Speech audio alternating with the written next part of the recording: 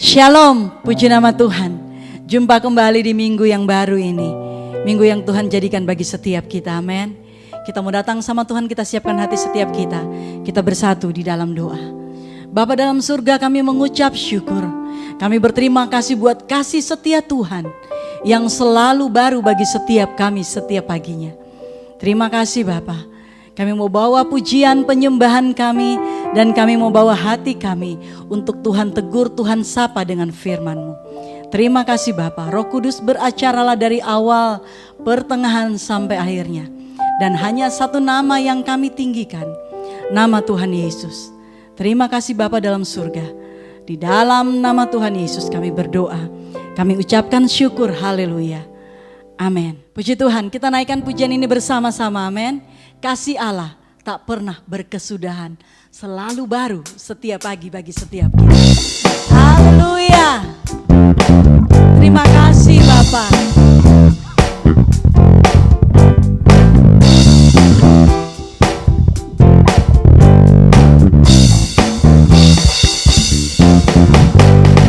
Kasih Allah tak berkesudahan, selalu baru setiap pagi. Rahmatnya pun tak pernah berakhir seumur hidupku. Kasih Allah tak berkesudahan, selalu baru setiap pagi. Rahmatnya pun tak pernah berakhir seumur hidupku. Dengan sukacita ku kan menari, dengan sorak-sorai memuji, ku naikkan pujian haleluya, nyanyi bagi Dia Sang Raja, nyanyi bagi Dia Sang Raja.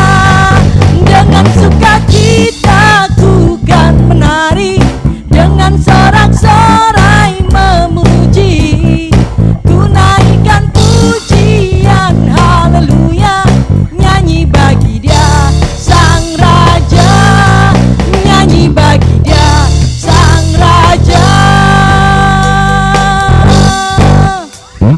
Kasih Allah tak berkesudahan, selalu baru setiap pagi.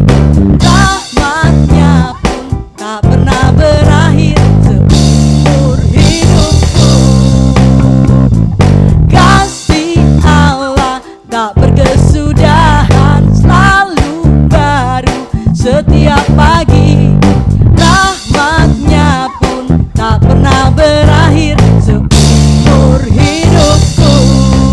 Dengan sukacita ku kan menari, dengan sorak-sorai memuji, ku naikkan pujian haleluya, nyanyi bagi Dia Sang Raja, nyanyi bagi Dia Sang Raja.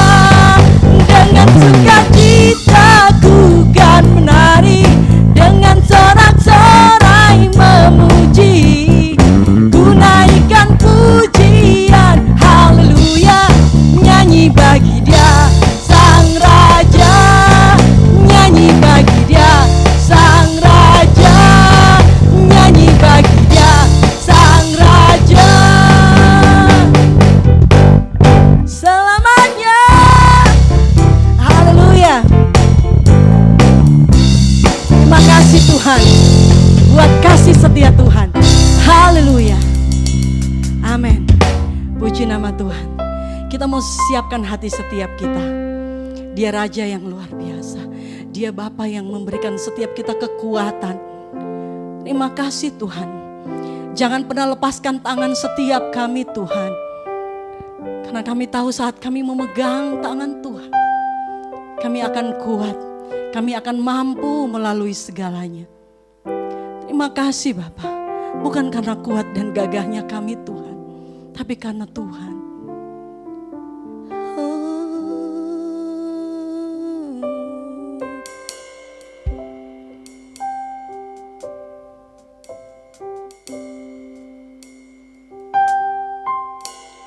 Bukan dengan kekuatan Tuhanku,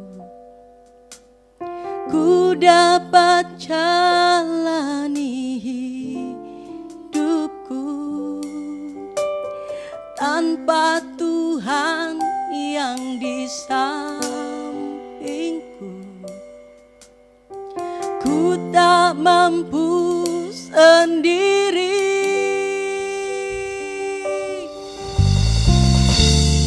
Engkaulah kuatku yang menopangku. Ku pandang wajah-Mu dan berseru, pertolonganku datang dari-Mu. Peganglah tanganku, jangan lepaskan. Kaulah harapan dalam hidupku.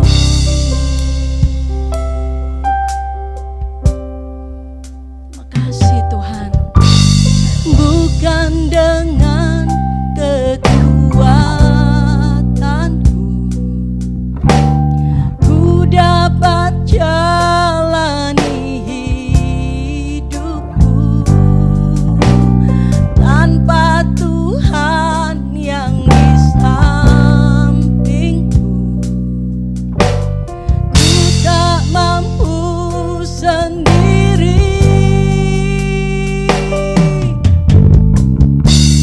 Engkaulah kuatku yang menopangku. Ku pandang wajah-Mu dan berseru, pertolonganku datang dari-Mu. Peganglah tanganku, jangan lepaskan. Kaulah harapan dalam hidupku. Ku pandang wajah-Mu dan berseru, pertolonganku datang dari-Mu. Peganglah tanganku, jangan lepaskan. Kaulah harapan dalam hidupku. Kaulah harapan dalam hidupku. Kaulah harapan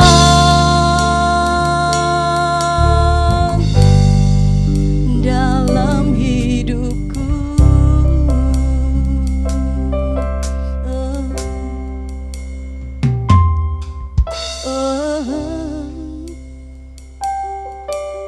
Kasih Tuhan.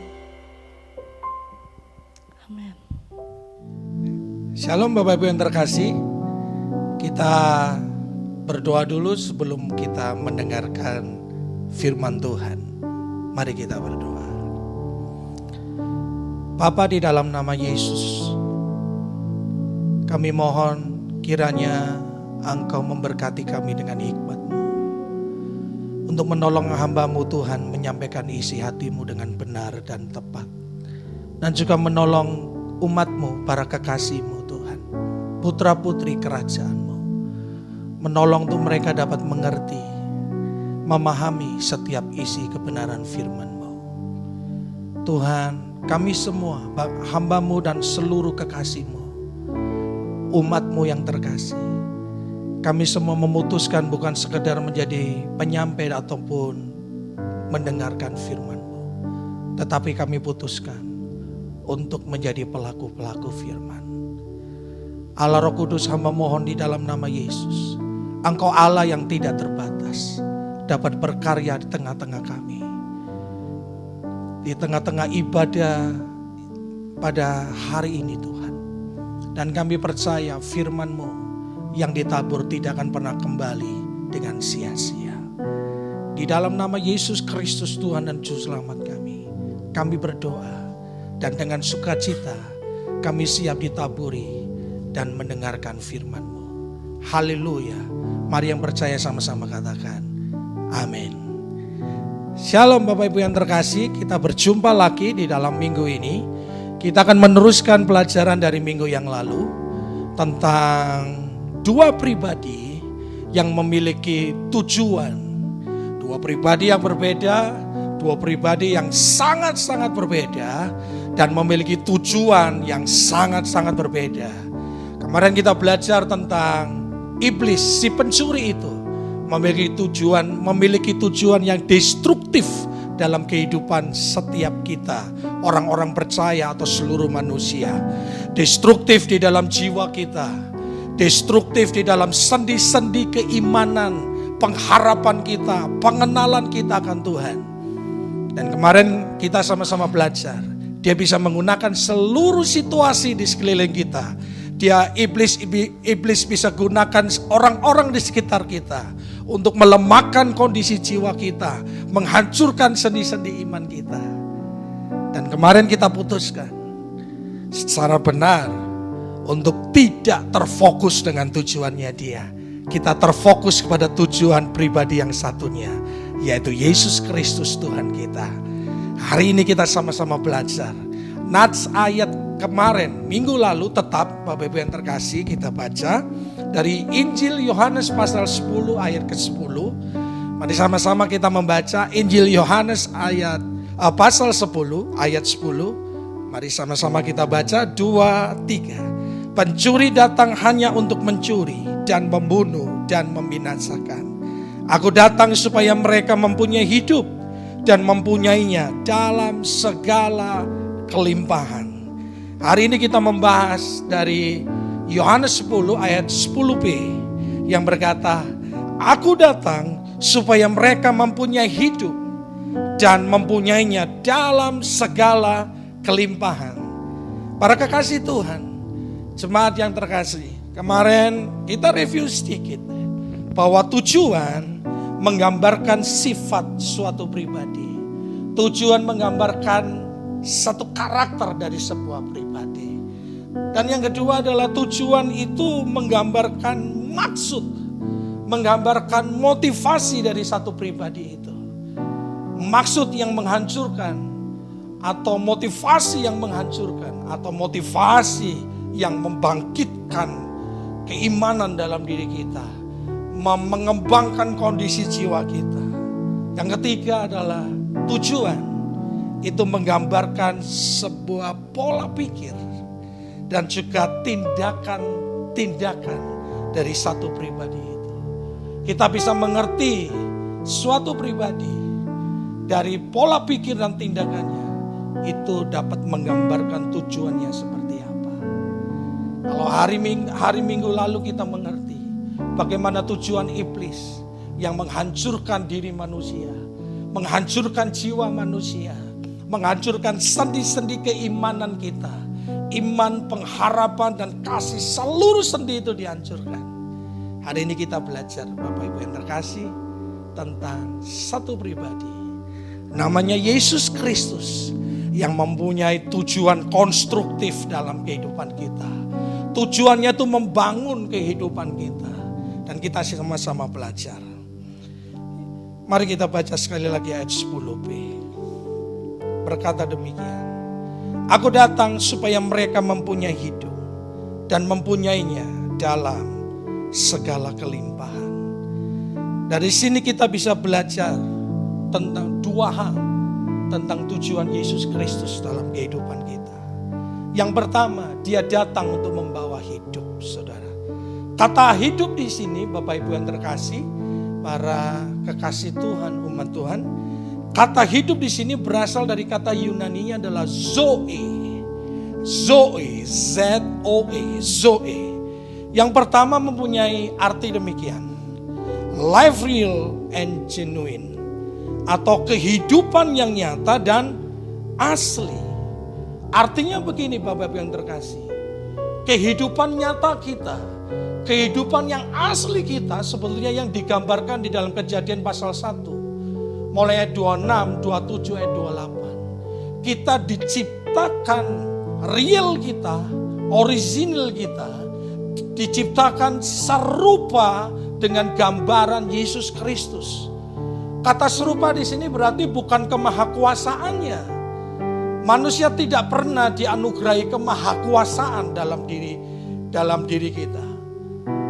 Manusia hanya dianugerahkan kuasa untuk menghancurkan iblis. Kuasa untuk mengendalikan situasi, bukan kemahakuasaan. Sebab kemahakuasaan itu hanya milik Yesus Kristus Tuhan kita. Dia menciptakan dari apa yang tidak ada dia ciptakan. Tetapi ini, dia menganugerahkan kepada kita bukan sekedar kuasa untuk menguasai bumi, untuk mengendalikan seluruh yang ada di bumi ini. Yang kedua adalah yang tidak kalah pentingnya, dia ciptakan kita serupa dengan karakternya, serupa dengan sifat dan moral kerajaan sorga. Itu keaslian kita, itu keserupaan kita. Untuk itulah Yesus Kristus datang ketika manusia jatuh di dalam dosa. Kejadian pasal 3 menyatakan demikian. Dan sampai Roma pasal 3 pun ayat 23 mengatakan bahwa semua manusia telah jatuh dalam dosa dan kehilangan kemuliaan Allah. Kata kemuliaan di situ artinya kavod dalam bahasa Ibrani. Artinya apa Bapak-Ibu yang terkasih? Ketika manusia jatuh di dalam dosa, dia telah kehilangan bobot ilahi, kualitas ilahi dalam dirinya. Manusia telah kehilangan sifat-sifat asli keserupaan Yesus Kristus. Manusia telah kehilangan original keserupaan Yesus Kristus di dalam dirinya sejak masa penciptaan. Dan ini akan menjadi persoalan besar dalam kehidupan kita. Tapi bersyukur, Yesus Kristus datang dalam kehidupan saya dan kehidupan Bapak Ibu yang terkasih, para kekasih Tuhan. Dia datang membawa hidup dalam kehidupan kita. Dia datang untuk memulihkan keaslian kita. Dia datang memulihkan seluruh identitas keaslian kita. Original identitas kita. Yesus Kristus pulihkan itu buat kita. Supaya dunia dapat melihat. Supaya dunia dapat melihat dan merasakan bagaimana kenyataan hidup dari orang-orang percaya. Masih ingat Bapak-Ibu yang terkasih, minggu lalu saya sampaikan tentang anak saya yang pergi ke minimarket.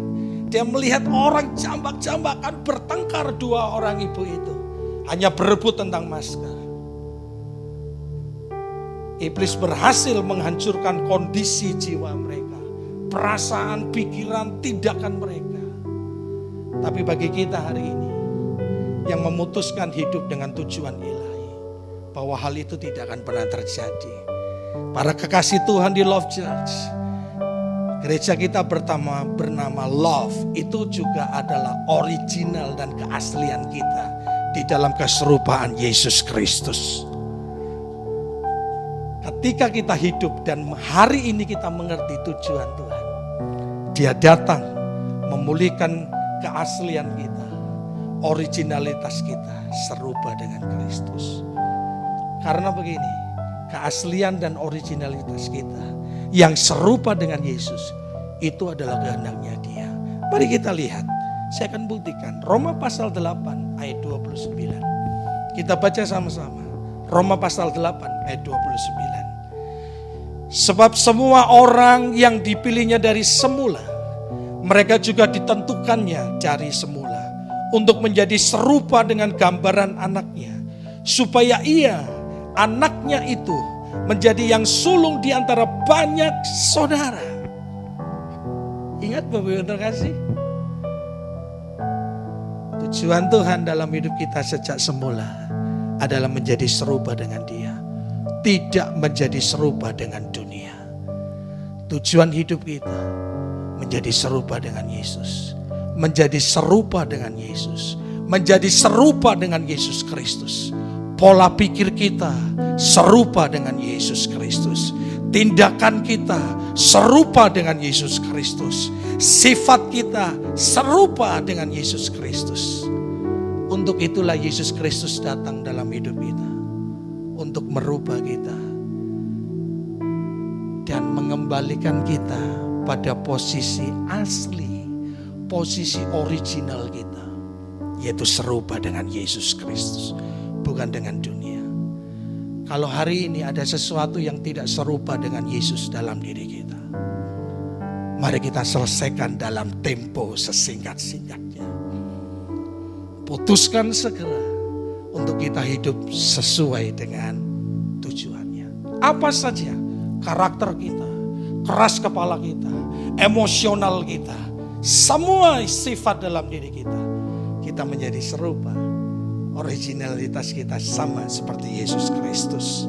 Kemudian yang kedua, Bapak Ibu yang terkasih, yang terakhir. Yang kedua adalah life active and vigorous, yaitu kehidupan yang aktif dan penuh semangat. Wow. Siapa yang dapat mengalahkan orang yang bersemangat? Tidak ada, Bapak Ibu yang terkasih. Kita lihat firman Tuhan. Amsal 18 ayat yang ke-14. Amsal 18 ayat yang ke-14. Mari sama-sama kita baca. 2, 3. Orang-orang yang bersemangat dapat menanggung penderitaannya. Tetapi siapa akan memulihkan semangat yang patah? Semangat itu seperti kekuatan yang besar dalam kehidupan kita. Ingat, Tuhan menganugerahkan kepada kita kuasa untuk mengendalikan.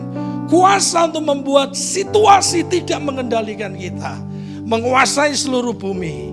Kata semangat itu membuat seluruh kekuatan kita, keaslian kita, originalitas kita yang serupa dengan Kristus, itu akan terus bergelora dalam diri kita.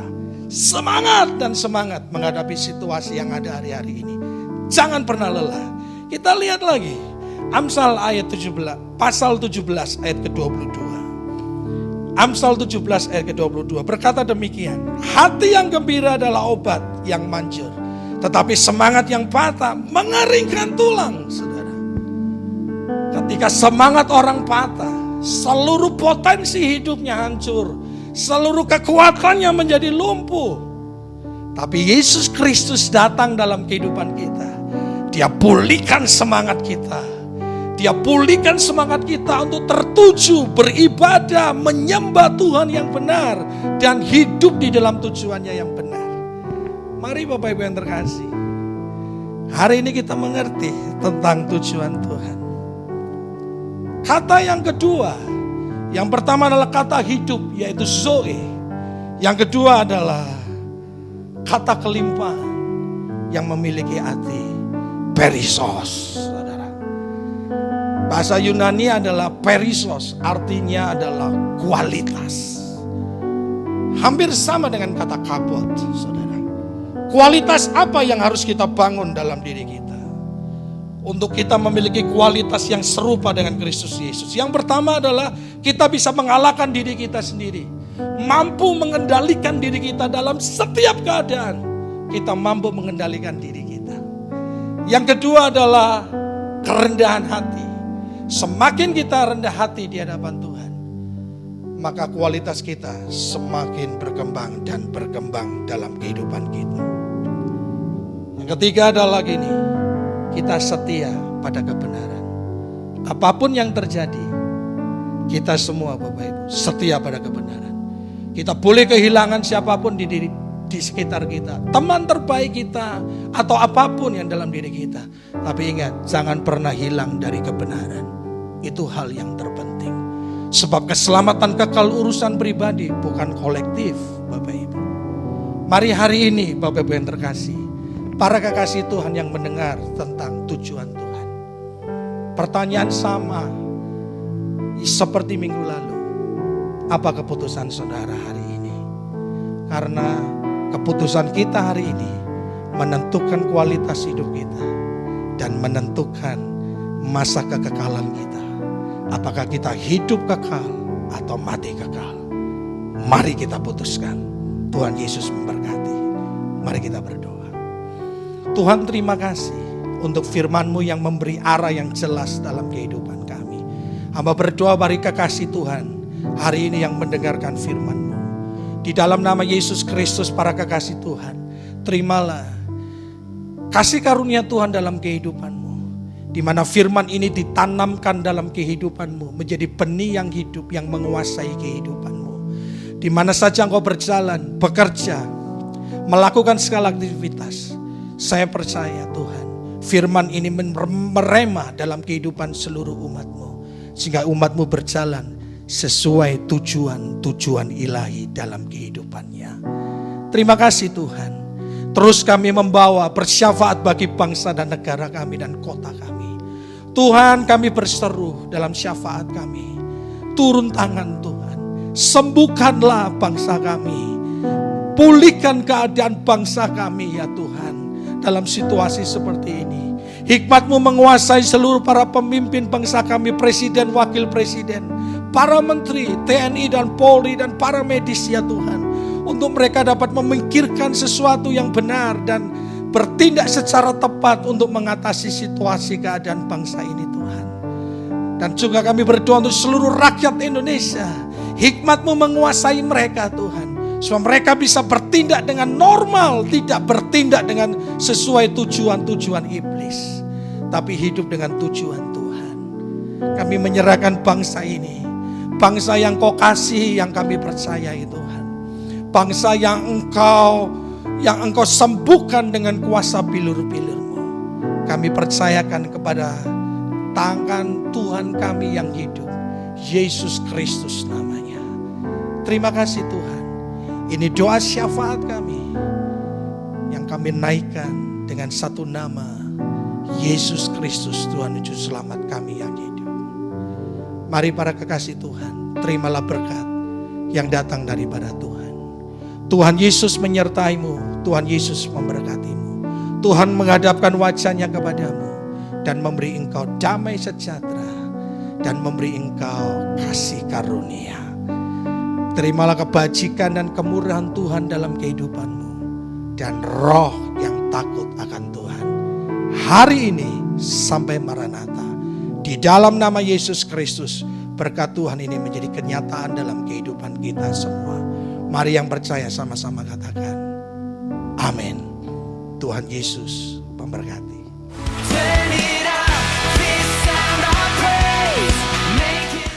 Visi gereja kami menjadi keluarga besar yang disukai semua orang untuk Tuhan menempatkan jiwa-jiwa yang diselamatkan. Misi, membangun dan melayani pelatihan-pelatihan untuk memperlengkapi orang-orang kudus bagi pembangunan tubuh Kristus. Membangun sistem pengelolaan gereja yang profesional dan transparan, menginisiasi dan melaksanakan program-program misi sebagai wujud kontribusi bagi kesejahteraan bangsa. Love Church beralamat di Gedung Geraha Surya Lantai 5, Jalan Setiabudi Selatan Kafling 9, Taman Perkantoran Kuningan, Jakarta Selatan.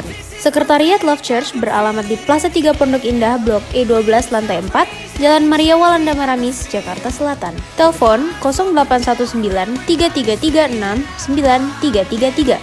Program Charity Love Church Care Christ Around on Earth dilakukan setiap bulan dari tanggal 1 sampai 7. Rekening persembahan dan perpuluhan BCA 2779 801 777 atas nama Aviasi Berkat Transformasi Indonesia.